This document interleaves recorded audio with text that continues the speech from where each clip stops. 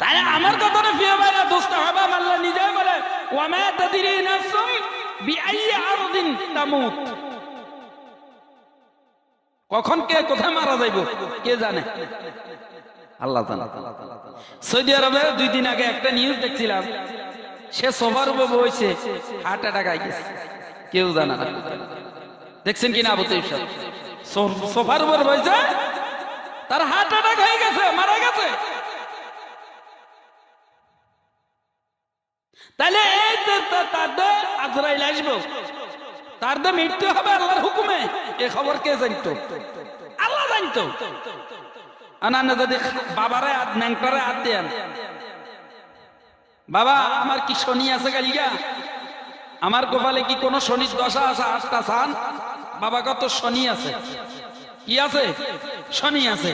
এই আপনি যদি বাবারে হাত দেন, বাবার কথার উপর আপনি ইয়াকিন করেন, হাদিসের মধ্যে রাসূলুল্লাহ